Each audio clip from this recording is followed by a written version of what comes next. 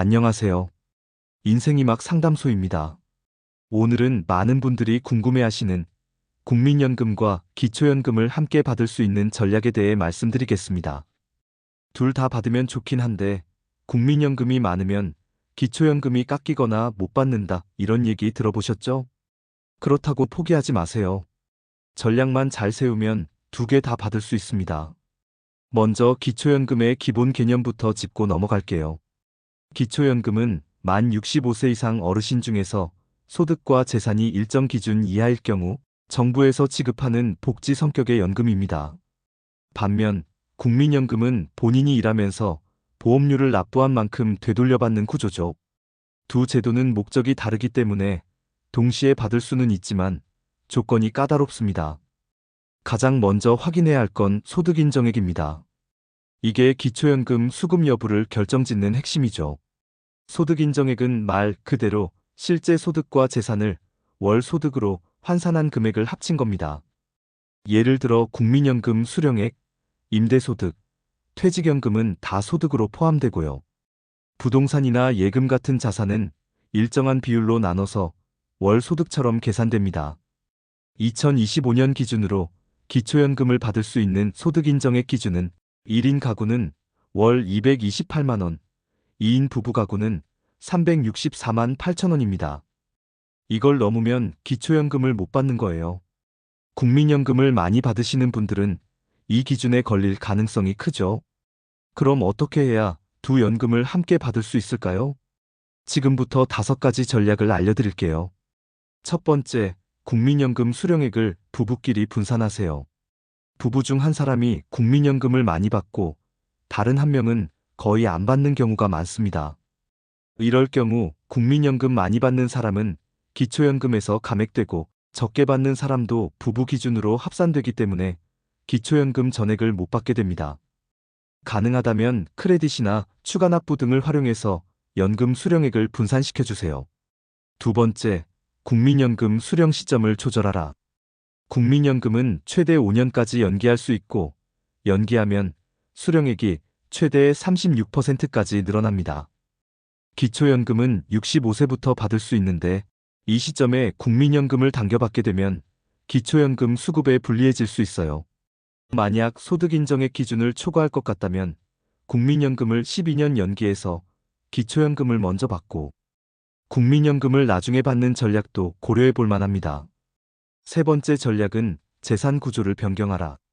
기초연금에서는 예금, 부동산 같은 자산도 소득처럼 계산됩니다. 예금이 많으면 불리하고 부동산도 공시가격 기준으로 환산소득에 포함됩니다. 월세를 받는 상가보다 실거주 전세주택이 훨씬 유리하고요. 자동차의 경우도 고가 차량은 재산으로 잡히지만 경차는 제외되니 이 점도 고려하세요. 네 번째, 자녀의 교육비 의료비 지출을 활용하라. 2025년부터는 비동거 자녀나 손주의 교육비, 의료비를 공제받을 수 있게 되었습니다. 이건 소득인정액을 낮출 수 있는 좋은 기회예요. 자녀에게 등록금이나 병원비를 지원하신다면 관련 증빙을 제출해서 공제를 받으시면 됩니다. 공제를 받으면 소득인정액이 낮아져서 기초연금 수급 가능성이 올라갑니다. 다섯 번째 전략은 기초연금 감액 기준 이해하고 피하십시오. 기초연금은 기본적으로 최대 월 34만 2천 원까지 받을 수 있습니다. 그런데 연금소득, 즉 국민연금이나 퇴직연금 수령액이 일정 수준 이상이면 그만큼 기초연금이 감액됩니다. 2025년 기준으로 연금소득이 약 51만 원을 초과하면 감액이 시작돼요. 만약 한 달에 국민연금 70만 원 받는다면 기초연금에서 약 10만 원 정도는 깎인다는 뜻이죠. 여기서 잠깐 많은 분들이 물어보십니다. 국민연금 200만 원 받으면 기초연금 못 받나요? 답은 2인 부부 기준이면 받을 수 있습니다. 단, 다른 소득이나 재산이 없고 부부 합산 소득 인정액이 기준인 364만 8천 원 이하일 경우에 한해서죠. 그럼 이런 경우는 어떨까요?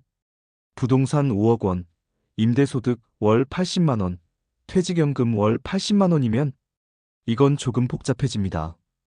부동산 5억 원을 환산하면 대략 월 139만 원 정도의 소득으로 계산되고요. 임대소득 80만 원, 퇴직연금 80만 원 합치면 총 소득 인정액은 약 300만 원 이상. 여기에 다른 예금이나 소득이 있으면 기준을 초과해서 기초연금이 제한될 수 있어요. 이럴 땐 재산 구조를 바꾸거나 자녀 교육비 공제를 노려야 합니다. 요약하면 국민연금과 기초연금을 동시에 받으려면 미리미리 준비하고 전략적으로 대응해야 한다는 겁니다. 제도는 매년 조금씩 바뀌기 때문에 매해 1월과 7월 보건복지부, 고시나 국민연금공단 공지를 꼭 확인하셔야 해요. 마지막으로 헷갈리시면 꼭 상담 받으세요. 국민연금공단 1355번이나 복지로 사이트의 기초연금, 모의계산 서비스를 이용하시면 본인의 상황을 정확히 분석할 수 있습니다. 오늘 알려드린 5가지 전략 잘 기억해 두셨죠? 부부연금 분산, 연금 수령 시점 조절, 재산 구조 변경, 교육의료비 공제, 감액 기준 이해하고 피하는 것 등 이러한 전략을 잘 활용하셔서 국민연금도 든든하게 받고 기초연금도 놓치지 않으시길 바랍니다. 지금까지 인생이막 상담소였습니다. 영상이 도움이 되셨다면 구독과 좋아요도 부탁드릴게요. 다음 영상에서 뵙겠습니다. 감사합니다.